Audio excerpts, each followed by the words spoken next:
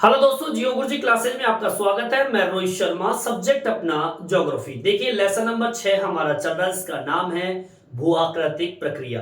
देखिए इस lesson number 6 के अंदर हम ये पढ़ रहे थे कि जमीन की आकृति जो है वो किस तरीके से बदलती है, उसमें कौन कौन से बल काम करते हैं, मतलब भूआकृति में जो बदलाव होते हैं वो बदलाव किन बलों की वजह से होता है। ये लेसन उसी पर आधारित है। और मैं आपको बता दूं कि जमीन पर कोई भी चीज एक लंबे समय तक एक स्थिति में नहीं रहती है।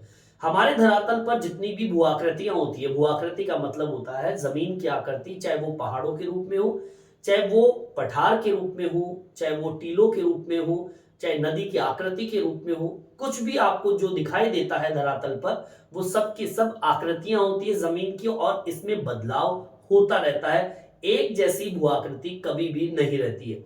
आपकी भूआकृति में जो बदलाव होते हैं वो दो बलों पर आधारित होता है, जिसके अंदर दो बल आपके सामने दिए हुए हैं। मैंने पिछले वीडियो में भी आपको बताया था। आज थोड़ा हम खुल के बात करेंगे इस दोनों बिंदुओं के ऊपर, और मैं आपको थोड़ा से इनके अंदर जो बल काम करते हैं, मतलब अंतर्जनित प्रक्रिया, बहिर्जनित प्रक्रिया क्या होती है, तो मैंने पिछले वीडियो में बताया था आपको। लेकिन इसको मैं थोड़े से खुल के इस टॉपिक को मैं बताना चाहूंगा। और दो वीडियो आपके सामने आएंगे, अंतर्जनिक प्रक्रिया और बहिर्जनिक प्रक्रिया, इसके दो वीडियो बनेंगे। आज का जो वीडियो है वो अंतर्जनिक प्रक्रिया बल पर आधारित है, जिसको हम एंडोजेनिक प्रोसेस के नाम से जानते हैं। अब ये एंडोजेनिक अंतर्जनिक प्रक्रिया जो है आप सब जानते हैं, मैं बार बार आपको पिछले वीडियो में भी कई बार बता दिया कि अंतर्जनिक अंतर्जनिक का मतलब होता है जो अंदर से बल लगता है, ठीक है, इसको एंडोजेनिक भी बोलते हैं। और बहिर्जनिक का मतलब होता है जो बाहर से बल लगता है। तो बहिर्जनिक की प्रक्रिया मैंने समझा दिया था, बाद में समझेंगे अगले वीडियो में। अभी हम बात करते हैं अंतर्जनिक, ठीक है। अंतर्जनिक प्रक्रिया क्या होती है, ये कौन से बल होते हैं, इनमें किस प्रकार की क्रिया उत्पन्न होती है। तो मैं आपको बता दूं, ये जो अंतर्जनिक जो प्रक्रिया होती है इसमें होता क्या है, हमारी पृथ्वी है, इस पृथ्वी के अंदर से बल लगता है, और वो बल एक ऊर्जा के रूप में है। मतलब पृथ्वी के अंदर से निकलने वाली जो ऊर्जा होती है वो भूआकृति बनाने में प्रमुख योगदान देती है। और ये ऊर्जा निकलती कहां से, ठीक है, ये ऊर्जा बनती है रेडियोधर्मिक क्रियाओं से। मतलब कुछ रेडियोधर्मिक तत्व होते हैं जो कंटिन्यू ऊष्मा उत्सर्जित करते रहते हैं, और यही ऊष्मा ऊर्जा में परिवर्तित हो जाती है और हमारी पृथ्वी के अंदर से बल लगता है, जिससे हमारी भूआकृति में बदलाव होते रहते हैं। हमारी पृथ्वी का घूर्णन ये दूसरा बल है।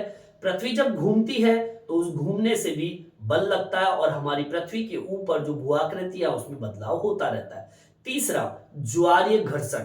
जब सूर्य और चंद्रमा के आकर्षण से हमारी पृथ्वी, जब पृथ्वी पे उपस्थित जो पानी होता है वो ऊपर नीचे उठता है, और उस पानी के प्रभाव से हमारे धरातल की आकृतियों में बदलाव हो जाता है। मतलब ये कि ऊर्जा यहाँ पे काम करती है, और ये ऊर्जा रेडियोधर्मिक गर्मी क्रियाओं, पृथ्वी के घूर्णन और ज्वारीय घर्षण से उत्पन्न होती है, और यही ऊर्जा जमीन की आकृति के निर्माण का कारण बनती है, ठीक है। और मैं आपको बताऊंगा कि ये ऊर्जा जो है वो कई तरह की बल को भी उत्पन्न करता है, कई तरह की क्रियाओं को भी उत्पन्न करता है, प्रेरित करता है, जैसे कि पटल विरूपण है और ज्वालामुखी है। ये दो इसमें अहम है। अंतर्जनिक प्रक्रिया में दो बिंदु अहम है, पटल विरूपण, पढ़ेंगे इसके बारे में, पटल विरूपण होता क्या है, और ज्वालामुखी, ज्वालामुखी के बारे में आप सब जानते हैं, ठीक है।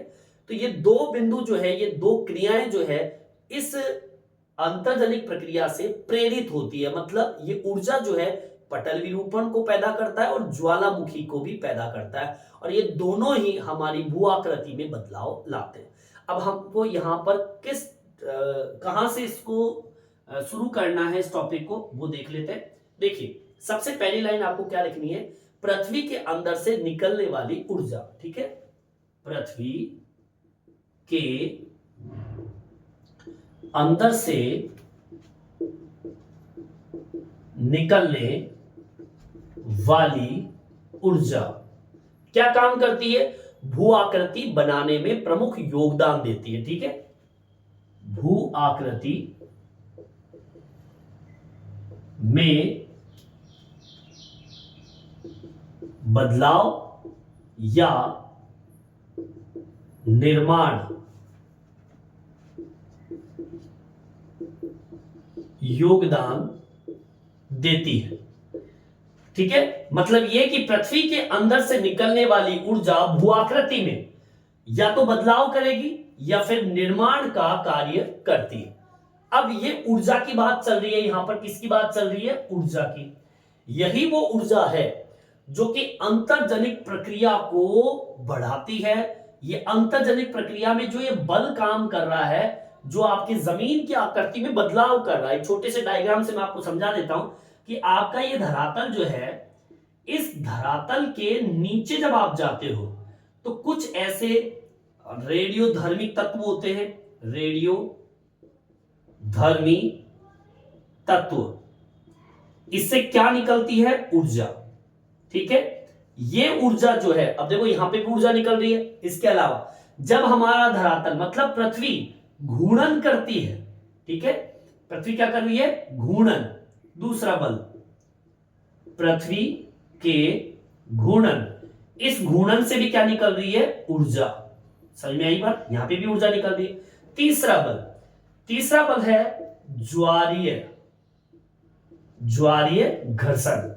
जब हमारे सूर्य और चंद्रमा का प्रभाव, ये सूर्य है, ये चंद्रमा है, इनका प्रभाव हमारी पृथ्वी के ऊपर जब गिरता है तो यहां पर उपस्थित जो समुद्र होता है, उसका पानी जो होता है वो दिन में कई बार ऊपर उठता है, नीचे गिरता है, तो उस पानी के दबाव से आपकी जमीन की आकृति में काफी बदलाव होता है। मतलब कुल मिला के बात ये ज्वारीय जो है वो एक क्या पैदा करती है? ऊर्जा। और ये तीनों की तीनों ऊर्जा जो है वो क्या पैदा कर रही है? देखो यहां पे पैदा करती है पटल विरूपण, और दूसरी चीज पैदा कर रही है ज्वालामुखी। ये दोनों चीजें आपके भू आकृति में बदलाव लाते हैं। बदलाव कह दीजिए, निर्माण कह दीजिए, इसका काम ये करती है। मतलब ये ऊर्जा है। अब मैंने आपको ये बता दिया है कि भाई पृथ्वी के अंदर से निकलने वाली जो ऊर्जा है वो कहां से निकलती है? वो भैया इन तीन जगहों से निकलती है, और यही तीन ऊर्जा आपके पटल विरूपण का काम करती है और ज्वालामुखी का भी काम करती है। मतलब ये दोनों चीजें जो आपके सामने दिख रही है, एक अंतर्जलिक बल के रूप में काम करती है, इनको प्रेरित करने का काम करती है ये ऊर्जा कह दीजिए, ऊष्मा कह दीजिए, दोनों के दोनों इन दोनों को उत्पन्न करती है, प्रेरित करती है आने के लिए, और यही दोनों आपके भूआकृति में बदलाव लाते हैं। अब वो कैसे लाते हैं वो मैं आपको बताऊंगा। इन दोनों के बारे में जो मुख्य बिंदु है, इन दोनों के बारे में हमें पढ़ना है। अब आपको अगली लाइन आपको क्या मेंशन करनी है, देख लीजिए। अगली लाइन इसी बिंदु को जोड़ते हुए लिखना है आपको। देखिए, ठीक है, अब आपको क्या लिखना है? पृथ्वी के अंदर की जो ऊर्जा का निर्माण है, लिखेंगे पृथ्वी के अंदर की ऊर्जा का निर्माण किससे हुआ? रेडियो धर्मी क्रिया से, पहला। दूसरी क्रिया कौन सी बताई मैंने आपको? पृथ्वी के घूर्णन से व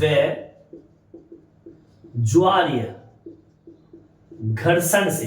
अब ये तीन बल आपके सामने आ गए, और ये तीनों बल क्या काम कर रही है? ये तीनों बल ऊर्जा पैदा कर रही है, और यही ऊर्जा भूआकृति निर्माण में सहायक है। ठीक है, से ऊर्जा उत्पन्न होती है, व यह ऊर्जा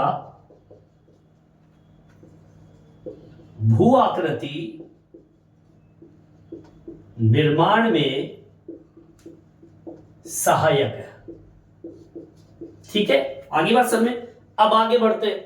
अब यही ऊर्जा, ये जो आपकी ऊर्जा उत्पन्न हुई है, या ऊर्जा कह दीजिए, ऊष्मा कह दीजिए, क्योंकि ऊष्मा भी निकल रही है। यहां पर रेडियोधर्मिक तत्व क्या काम करती है? ऊष्मा तो निकालती है, और यही ऊष्मा तो ऊर्जा में परिवर्तित होती है। तो कुल मिला के बात ये हो गई कि ये ऊष्मा या फिर ऊर्जा पृथ्वी में अंतर्जनित बल के रूप में दो चीजों को प्रेरित करती है, और वो दो चीजें मैंने आपको बता दी, पटल विरूपण और ज्वालामुखी। ठीक है, लिख देंगे, यह है ऊष्मा व ऊर्जा। ठीक है, दोनों के दोनों क्या कर रही है, पृथ्वी के अंतर्जनित, ठीक है, जो अंदर से बल के रूप में काम कर रहा है, बल के रूप में दो चीजों को क्या कर रहा है, प्रेरित करता है। ठीक है, पहला पटल विरूपण और दूसरा प्रेरित करता है ज्वालामुखी। ठीक है, अब ये दोनों जो है, ये दोनों ही आपके जमीन की आकृति में बदलाव लाते हैं। ठीक है, अब हम इन दोनों बिंदुओं के बारे में बात करेंगे और ये दोनों बिंदु इंपॉर्टेंट है, मोस्ट लगा लीजिए, एग्जाम में कई बार पूछे भी जाते हैं कि पटल विरूपण के बारे में बताइए, ज्वालामुखी के बारे में बताइए। ठीक है, तो आपको ये तो पता चल गया कि भाई अंतर्जनिक प्रक्रिया है क्या। अंतर्जनिक प्रक्रिया एक ऐसा बल है जो कि ऊर्जा से संचालित होता है। ये ऊर्जा कहां से निकलती है, पृथ्वी के अंदर से निकलती है। इस ऊर्जा का निर्माण रेडियोधर्मी क्रिया से, पृथ्वी के घूर्णन से और ज्वारीय घर्षण से उत्पन्न होती है। यही ऊर्जा आपकी भूआकृति में बदलाव लाती है। यही ऊर्जा आपके पटल विरूपण और ज्वालामुखी को उत्पन्न करते हैं और यही पटल विरूपण और ज्वालामुखी आपके पृथ्वी के ऊपर धरातल पर भूआकृति में बदलाव लाते हैं। ठीक है, चलिए अब पहला पॉइंट डालेंगे पटल विरूपण के बारे में। यहां तक समझ में आ गया होगा, यहां तक आप उतार लीजिए। देखिए आगे की ओर बढ़ते हैं। पहला टॉपिक डाल दिया है मैंने, पटल विरूपण। देखिए पटल विरूपण का सीधा सिंपल सा अर्थ मैं बता रहा हूं। कई बार बच्चे पूछते भी हैं कि सर पटल विरूपण बिल्कुल समझ में नहीं आता है, तो मैं आपको बिल्कुल सिंपल तरीके से समझा देता हूं कि देखिए पटल विरूपण वे सभी प्रक्रियाएं होती है जो भू आकृति के अंदर या जमीन पर संचलन का काम करे। अब संचलन की जो भी प्रक्रिया हो रही है वो सब पटल विरूपण में आती है। संचलन का मतलब क्या होता है, चट्टान का एक स्थान से दूसरे स्थान पे जाना। उत्थापित जो शब्द है ये भी एक तरीके से निर्माण से संबंधित लिया गया है। वस्तु का एक स्थान से दूसरे स्थान पर जाने से लिया गया है। और निर्मित मतलब निर्माण से, बार बार जो निर्माण की प्रक्रिया होती है वो सब के सब पटल विरूपण के अंतर्गत आती है। तो कुल मिला के बात ये होगी, इस लाइन को हम ऐसे एक्सप्लेन कर सकते हैं, कैसे लिखेंगे, वे सभी प्रक्रियाएं जो धरातल पर संचलित, उत्थापित व निर्मित, संबंधित हो, वे सभी कार्य पटल विरूपण के अंतर्गत आता है। बस सिंपल सी बात यही लिखनी है आपको कि पटल विरूपण वह प्रक्रिया है, वह क्रिया है जिसके अंदर वस्तु एक स्थान से दूसरे स्थान पे जाए, वस्तु का निर्माण हो, हलचल हो, उत्थापित हो, मतलब संचलन, उत्थापित व निर्मित, निर्माण की प्रक्रिया, एक स्थान से दूसरे स्थान पे जाने की प्रक्रिया और एक तरीके से उत्थापित की प्रक्रिया। ये तीनों की तीनों जो प्रक्रियाएं होती है, निर्माण से हो या एक स्थान से दूसरे स्थान पर जाने से हो, और या फिर हम ये कहें कि किसी भी चट्टान के अंदर कोई बदलाव हो, है ना। मतलब जैसे कह दें कि उत्थापित का मतलब जैसे हम ये कहें कि बड़े भाग के उत्थापन, ये विकृति, टूटना। ठीक है, यहां पर हम टूटने से संबंधित भी डाल सकते हैं, विकृति, ऐसे लिख दीजिए विकृति शब्द। विकृति का मतलब उस चट्टान में कुछ बदलाव हो जाना, आप बदलाव लिख सकते हो। ठीक है ना, यहाँ पे उत्थापित जो शब्द देखो, संचलन का मतलब तो ये हो गया एक स्थान से दूसरे स्थान पे जाना। यहाँ पे उत्थापित का मतलब आप लिख सकते हो धरातल पर विकृति पैदा करना। ठीक है, और निर्मित का मतलब निर्माण हो गया। तो ये तीनों प्रक्रियाएं जो है वो संबंधित होती है पटल विरूपण से। ठीक है, मतलब अब समझ में आ गया होगा कि पटल विरूपण होता क्या है। पटल विरूपण एक ऐसी प्रक्रिया होती है जो धरातल पर संचलन का काम करती है, विकृति उत्थापित का काम करती है और निर्मित निर्माण का कार्य करती है। ये सभी कार्य पटल विरूपण के अंतर्गत आते हैं। बोलिए आगे बात सर में, बिल्कुल सिंपल लाइन मैंने बता दी। अब आगे देखिए ये जो पटल विरूपण की जो प्रक्रिया होती है, ये आपके धरातल के ऊपर पर्वत निर्माण का कार्य भी करती है। तीक्ष्ण वलयन, वलयन का मतलब क्या होता है, उभार करना। आपकी चट्टानों में कई प्रकार से तीक्ष्ण वलयन उत्पन्न होते हैं। वलन हम ये कह सकते हैं कि जमीन का उभर के आना वलयन कहलाता है। और कई बार ये इतने तीक्ष्ण होते हैं, कटारदार होते हैं, नुकीले हो सकते हैं और एक पर्वत का रूप धारण भी कर लेते हैं। ठीक है, तो ये सब पटल विरूपण के अंतर्गत आता है। अब इसको हम पॉइंटों में लिख लेते हैं। ठीक है, मैं उदाहरण दे देता हूं कि पटल विरूपण के उदाहरण क्या है। पॉइंट डालेंगे अपन, पटल विरूपण के उदाहरण। ठीक है, इससे आपके समझने में आसानी होगी और पॉइंटों में इसको अपन एक्सप्लेन करेंगे। ठीक है, सबसे पहला पॉइंट ये हो गया तीक्ष्ण, बिल्कुल एक तरीके से कटीलादार, नुकीला। जो वलयन होता है, वलयन का मतलब होता है उभार। ठीक है, के माध्यम से इसका निर्माण होना, पर्वत निर्माण। अब जो भी पर्वत निर्माण की जो प्रक्रिया हो गई, एक तरीके से पर्वत निर्माण की प्रक्रिया किससे होती है, पटल विरूपण से होती है। क्योंकि जब तक संचलन नहीं होगा, जब तक विकृति पैदा नहीं होगी, जब तक निर्माण की प्रक्रिया नहीं होगी, तो पर्वत निर्माण भी नहीं होगा। तो यहां पर जो तीक्ष्ण वलन पैदा होते हैं, उभार पैदा होते हैं, उसके माध्यम से पर्वत का निर्माण होता है और पर्वत निर्माण एक पटल विरूपण की प्रक्रिया से पैदा हुआ है। ठीक है, अब आगे सुनिए। भूपरपट्टी की लंबी और संकीर्ण पट्टियों को प्रभावित करने वाली जितनी भी पर्वतनीय प्रक्रियाएं होती है, वो भी आपके किसमें आती है, पटल विरूपण के अंतर्गत आती है। इस लाइन को आप लिखेंगे फिर समझेंगे क्या कह रहा है ये। देखिए सेकंड नंबर, भूपरपट्टी आपकी है, जमीन आपकी है कि लंबी, लंबाई आपके धरातल की जो लंबाई है और उसकी चौड़ाई संकीर्ण, संकीर्ण कैसी, कम चौड़ी है। लंबाई तो बहुत है पर चौड़ी कम है। ऐसी जो पट्टियां होती है, इन पट्टियों को प्रभावित करने वाली जितनी भी पर्वतनीय प्रक्रिया है, ये सब किसमें आती है, पटल विरूपण के अंतर्गत आती है। पट्टियों को प्रभावित करने वाली पर्वतनीय प्रक्रियाएं। अब ये जो पर्वतनीय जो प्रक्रियाएं हैं, अब ये पर्वतनीय प्रक्रिया क्या है, ऐसी प्रक्रिया जो जमीन के ऊपर एक लंबी और सकड़ी पट्टी को क्या करे, प्रभावित करे, उसको तोड़ दे। ठीक है ना, उसको बिखेर दे, उसको एक स्थान से दूसरे स्थान पर ले जाए। ठीक है ना, ऐसी जो प्रक्रियाएं होती है वो आपके पर्वतनीय प्रक्रिया कहलाती है। और ये जो प्रक्रिया होती है वो किसमें आती है, पटल विरूपण के अंतर्गत आती है। ठीक है, अब आगे सुनिए तीसरी प्रक्रिया। देखो सब में संचलन हो रहा है, उत्थापन हो रहा है और निर्माण हो रहा है, तीनों प्रक्रियाएं हो रही है। अब सुनिए, धरातल के बड़े भाग के उत्थापन या विकृति में लगने वाले महाद्वीपीय जो रचना संबंधित जो प्रक्रिया होती है, मतलब जैसे महाद्वीप की रचना होती है, उस रचना से संबंधित जो भी प्रक्रिया होती है वो भी क्या काम कर रही है, आपके बड़े भाग पर धरातल पे उत्थापन का काम कर रही है या फिर विकृति का काम कर रही है। जब आपके महाद्वीप रचना संबंधित जो प्रक्रियाएं बनती है, महाद्वीप जैसे जैसे बनता रहता है, अब महाद्वीप का बनना ये भी आपके किसमें आता है, पटल विरूपण के अंतर्गत आता है। क्योंकि जब महाद्वीप का निर्माण हो रहा था तो कहीं ना कहीं चट्टान में विकृति तो पैदा होती है। ठीक है, इसको लिख देंगे, धरातल के बड़े भूभाग पर महाद्वीपीय रचना संबंधित प्रक्रिया से क्या पैदा हो जाती है, विकृति, या विकृति का दूसरा नाम मैंने बताया था उत्थापन पैदा होता है।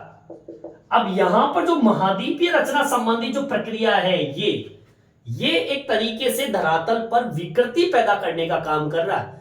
और मैंने बता दिया आपको, चाहे वो संचलन हो चाहे उत्थापित हो, उत्थापित यहां पर मैंने बता दिया विकृति टूटने से संबंधित हो गया, चाहे वो टूटने संबंधित हो चाहे निर्माण से संबंधित हो, ये सब के सब किसमें आते हैं, पटल विरूपण के अंतर्गत आते हैं। बोलिए आगे बात समझ में। चलिए अब आगे की ओर बढ़ते हैं। ये 3 बिंदु अपने हो गए, यहां तक आप उतार लीजिए। देखिए आगे की ओर बढ़ते हैं। अब मैंने आपको 3 बिंदु बता दिए, चौथा बिंदु क्या है, देखिए चौथे में क्या आता है, आपके छोटे जो स्थानीय संचलन होते हैं, मतलब आपकी जमीन खिसक रही है। अब खिसकने से क्या होता है, कई बार भूकंप पैदा हो जाता है। अब यहाँ पे भूकंप जो शब्द है ये भी आपके किस में आता है, पटल विरूपण के अंतर्गत आता है, क्योंकि यहां पर हलचल पैदा हो रही है, संचलन पैदा हो रहा है एक तरीके से।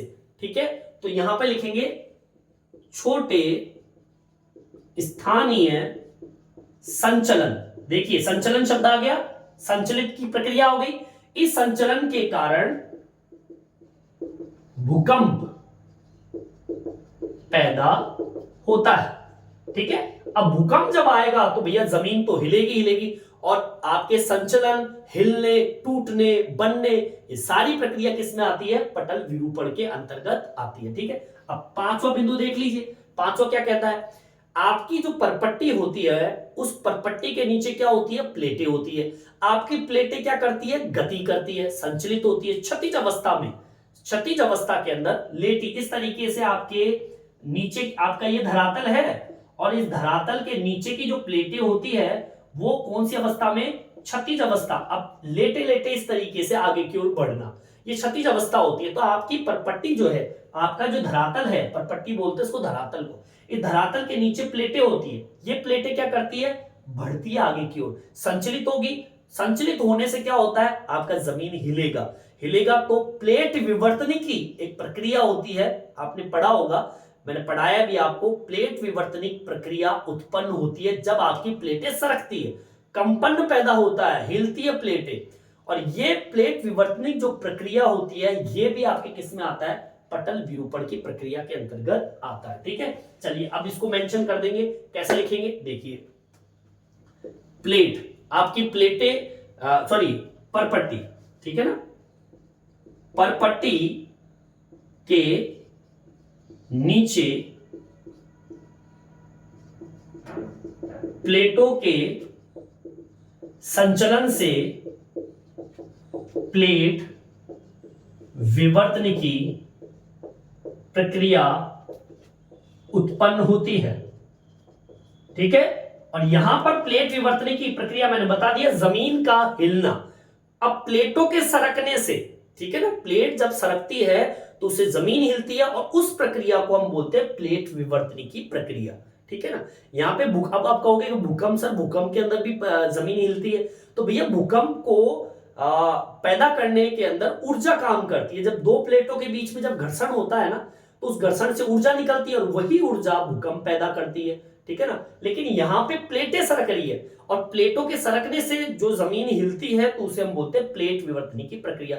अब यहां पर जब परपट्टी के नीचे की प्लेटें जब सरकेगी, संचलन की प्रक्रिया, देखिए संचलन की प्रक्रिया हो रहा है, संचलन, इसी संचलन की प्रक्रिया से प्लेट विवर्तनी की प्रक्रिया। अब ये प्रक्रिया जो है वो प्लेट विवर्तनी के सॉरी पटल विरूपण के अंतर्गत आती है।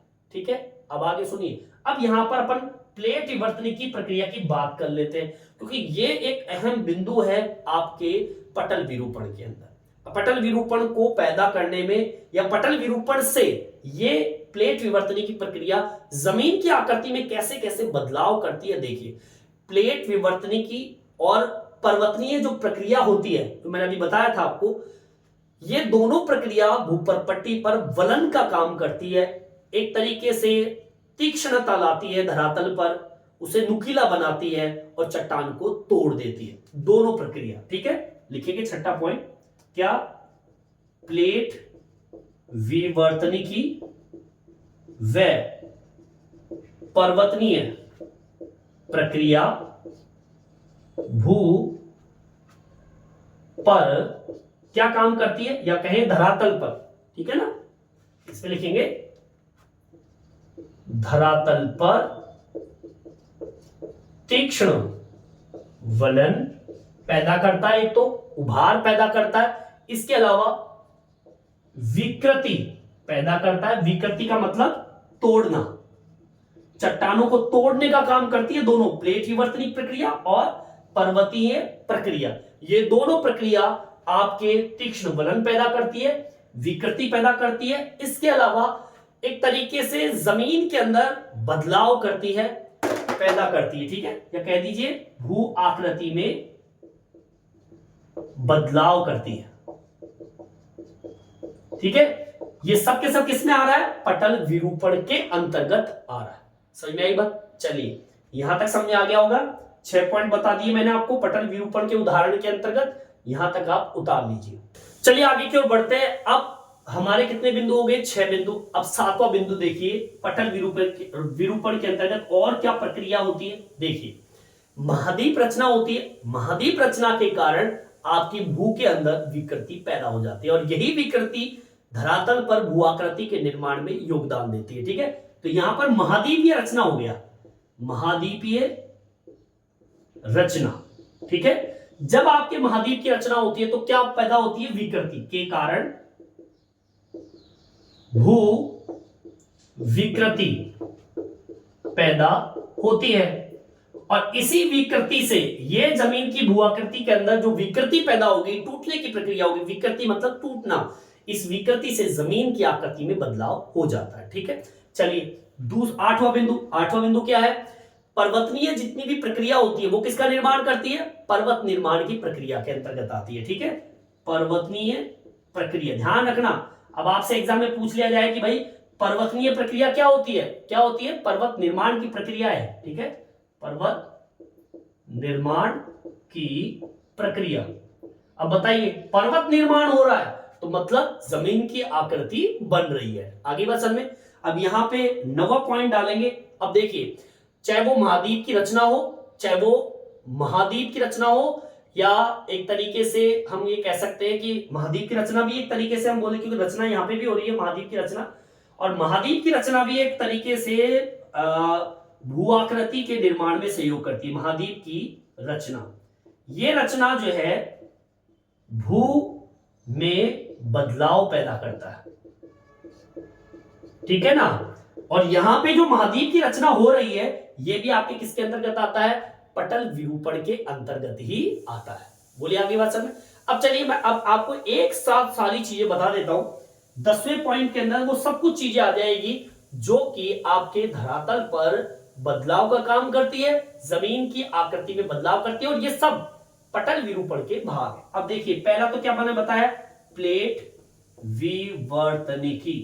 बोलिए आगे बात समझ में। जमीन का अंदर आपके नीचे की साइड प्लेटें जब सरकती है तो जमीन कांपने लगती है, प्लेट विवर्तनिक कहलाती है। फिर दूसरा क्या मैंने बताया? पर्वतनीय प्रक्रिया, जो पर्वत के निर्माण में काम करती है। ठीक है, इसके अलावा भूकंप भी मैंने बताया आपको, ये भी पटल विरूपण का ही भाग है। ठीक है, अब इनसे क्या पैदा होता है? भ्रंश। भ्रंश मतलब दरार। ठीक है, दरार पैदा हो गई। अब देखिए, यही दरार जो होती है, या कह दीजिए विभंग, ठीक है, दरार कह दीजिए, जब जमीन में दरार आएगी तो सीधी सी बात है आपके धरातल पर बदलाव होगा। मैं कुल मिला के बात यह कहना चाहता हूं कि भैया जमीन के अंदर जो भी प्रक्रिया होती है, चाहे वो भूकंप हो, चाहे प्लेट विवर्तनिक हो, चाहे महाद्वीप की रचना हो, चाहे पर्वतनीय प्रक्रिया हो, चाहे वो प्लेट विवर्तनिक की प्रक्रिया हो, ये सारी की सारी प्रक्रिया पटल विरूपण में आती है। और यही पटल विरूपण की जितनी भी प्रक्रिया है वो दरार पैदा करती है, विभंग पैदा करती है। जब दरार और विभंग पैदा होगा तो आपके धरातल में तो बदलाव होगा ही, जमीन की आकृति में बदलाव होगा। अब इस प्रक्रिया के अंदर देखो एक चीज और काम करती है। इस प्रक्रिया में देखो, एक तो दाब, तापमान और आयतन, ये तीनों जो चीजें आपके सामने है, ताप, दाब और आयतन, इस प्रक्रिया में भी परिवर्तन होता है और यही परिवर्तन कायांतरण का कारण बनता है। और कायांतरण एक ऐसी प्रक्रिया होती है जो कि आपके धरातल में बदलाव लाते हैं। ठीक है, जो आपने पिछले वीडियो में पढ़ा था चट्टानों के बारे में, कायांतरित चट्टान, और वे कायांतरित चट्टान दाब, ताप, आयतन के परिणाम का एक उदाहरण है। और अब आपकी जो भी प्रक्रिया है, प्लेट विवर्तनिक, पर्वतीय प्रक्रिया, भूकंप, ठीक है, या महाद्वीप का निर्माण, इन सब प्रक्रिया में दाब, ताप और आयतन ये तीनों काम करते हैं और ये आपके जमीन में बदलाव लाते हैं। और ये सारी की सारी प्रक्रिया किसके अंतर्गत आती है? प्लेट पटल विरूपण के अंतर्गत आती है। और पटल विरूपण एक ऐसी प्रक्रिया जिसमें संचलन का काम होता है, उत्थापन का काम होता है, विकृति का काम होता है और निर्माण का कार्य होता है। ठीक है, ये हो गई पटल विरूपण की बात। अब हम बात कर लेते हैं ज्वालामुखी की। ठीक है, चलिए यहां तक आपके समझ में आ गया होगा, इन पॉइंटों को आप उतार लीजिए। देखिए आगे की ओर बढ़ते हैं। दूसरा पॉइंट मैंने डाल दिया है ज्वालामुखी, जिसे हम इंग्लिश में कहते हैं वॉल्केनिज्म। वॉल्केनो एक ऐसी प्रक्रिया होती क्या है, सीधी सी बात है, छोटी क्लासों से आप पढ़ते आ रहे हैं भैया, ये आपका ज्वालामुखी है। ठीक है, जब ज्वालामुखी आपके धरातल से नीचे से जब लावा निकलता है और आपके धरातल के नीचे से लावा निकला और आपके धरातल के ऊपरी पार्ट पे जब आता है तो कई तरह की आकृतियों का निर्माण करता है। ज्वालामुखी से पिघली हुई जो सैल होती है, अब ये जो लावा है वो क्या है, वो सैल का ही तो भाग है। आपकी चट्टानें जब बहुत ज्यादा तापमान ले लेती है तो वो किसमें बदल जाती है, चट्टान किसमें बदलती है, चट्टान पिघलकर लावा का रूप धारण करती है। लावा, लावा बोले तो मैग्मा। यहां पे मैग्मा शब्द जो है वो धरातल के नीचे रहता है, यही मैग्मा जब धरातल के ऊपर आ जाता है तो उसको लावा कह देते हैं। तो ज्वालामुखी से पिघली हुई सैल लावे के रूप में जब धरातल पर आती है तो संचलन करती है और वो अनेकों आकृतियों के अंदर, स्वरूपों के अंदर वो बदल जाती है। चाहे वो पर्वत का रूप हो, चाहे वो पठार हो, ठीक है ना, कुछ भी हो सकता है। डोम जैसी आकृति बन सकती है, टीले जैसी आकृति बन सकती है। आपने पढ़ोगे भी आप, batholith, laccolith, phacolith, sill, dike, ये क्या है, ये आपकी आकृतियां हैं। वो चाहे धरातल के ऊपर हो चाहे वो धरातल के नीचे हो, बनती है ज्वालामुखी से ही, ज्वालामुखी के लावे से। ठीक है, चलिए इसको एक्सप्लेन कर देते हैं, किस तरीके से आप लिखोगे ये देख लेते हैं। ठीक है, क्या लिखोगे, सबसे पहली लाइन आपको लिखनी है, ज्वालामुखी से जो लावा निकलता है वह जब धरातल पर पहुंचता है तो लावा ठंडा होकर विभिन्न आकृतियों में जम जाता है और विभिन्न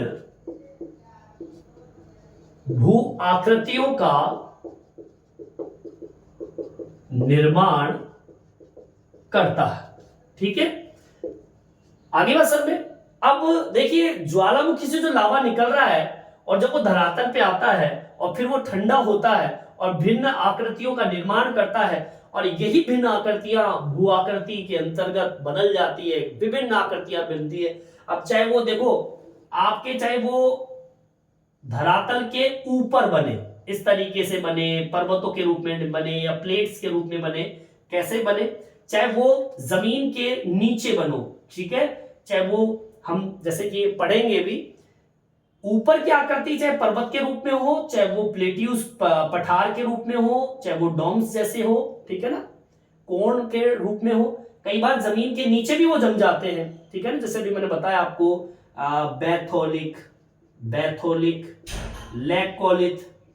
ठीक है, लैकोलिथ, फैकोलिथ, ठीक है, डाइक, सील, सीट, ये सब के सब आकृतियां हैं, जमीन के अंदर हो चाहे बाहर हो, ये सब की सब आकृतियां। और ज्वालामुखी जो प्रक्रिया है, ये जो ज्वालामुखी की जो प्रक्रिया है वो एक अंतर्जनिक प्रक्रिया है।